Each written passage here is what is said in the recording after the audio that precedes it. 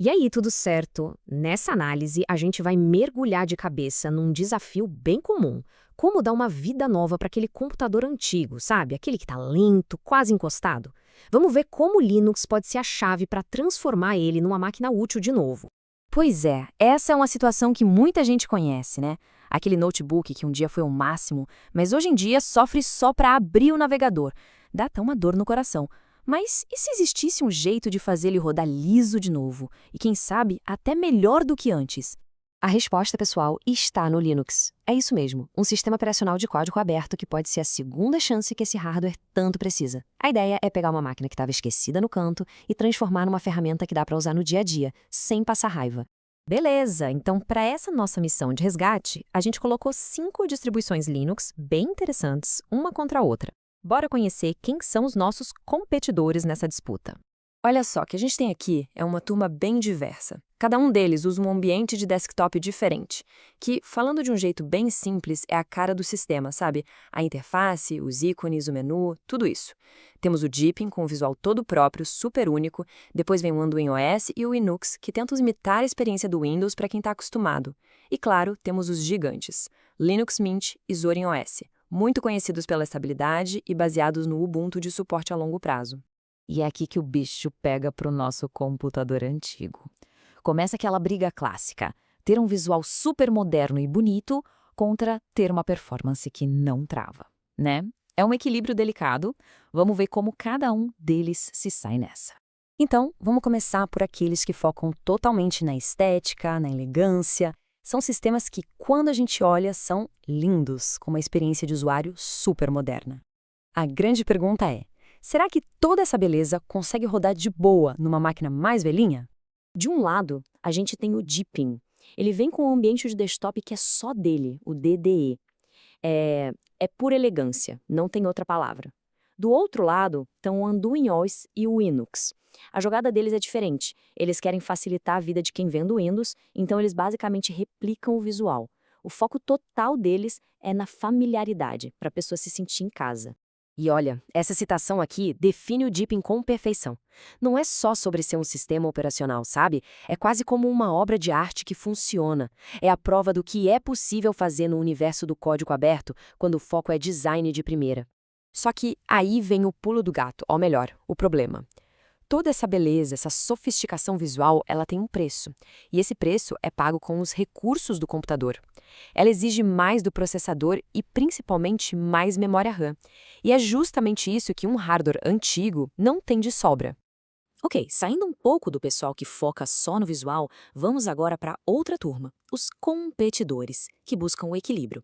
Aquele famoso melhor dos dois mundos, sabe? Um sistema que seja bonito, que seja moderno, mas que ao mesmo tempo seja leve e estável. O Linux Mint é praticamente sinônimo de confiabilidade. É aquele famoso só funciona. Sabe como é? Instala e pronto. Tudo está no lugar sem dor de cabeça. Já o Zorin OS, ele vem com uma pegada um pouco diferente, mas premium. Tem um acabamento super polido e uma flexibilidade incrível para deixar o visual do jeito que a pessoa quiser.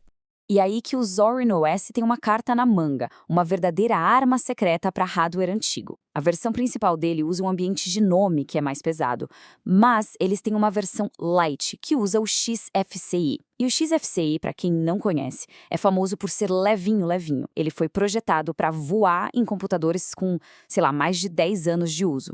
Muito bem. Depois de passar por todos esses competidores, de ver os prós e os contras de cada um, chegou a hora do veredito. A decisão final pensada especificamente para o nosso paciente aqui, o notebook Dynabook com recursos, vamos ser sinceros, bem limitados. Então, só para a gente recapitular o cenário, a gente está falando de um Core i3 já com uma certa idade, apenas 4 GB de RAM e, o ponto mais crítico de todos, um disco rígido mecânico, o famoso HD. Esse HD é o grande vilão da história, o maior gargalo de performance. Qualquer sistema que a gente colocar aqui vai ter que saber lidar com a lentidão dele. Com base em todos os testes e na análise dessa configuração específica, o vencedor é Linux Mint. Pois é, na sua edição Cinnamon, ele se mostrou a escolha superior. Mas por quê, né? Basicamente por 3 motivos bem técnicos. Primeiro, a forma como ele gerencia a memória é muito mais eficiente em máquinas com só 4 GB de RAM. Segundo, o sistema de inicialização dele, o jeito que ele acorda, sabe lidar melhor com a lerdeza de um HD. E terceiro, por ser baseado no Ubuntu LTS, ele tem um suporte excelente para hardware antigo. Isso significa que a chance daquela placa Wi-Fi ou do Bluetooth simplesmente funcionarem de cara é altíssima. Agora, um detalhe importante. Se por acaso até o Mint parecer que está meio amarrado nessa máquina, aí a segunda opção é claríssima, Zorin OS Lite, aquela versão que a gente falou. A mudança para o ambiente XFCE vai dar um gás enorme no tempo de resposta, a sensação de velocidade vai ser bem maior. Mas, independente do sistema operacional que for escolhido, Linux Mint, Zorin, qualquer um, tem uma dica final, uma dica de ouro, que talvez seja a que vai fazer a maior diferença de todas.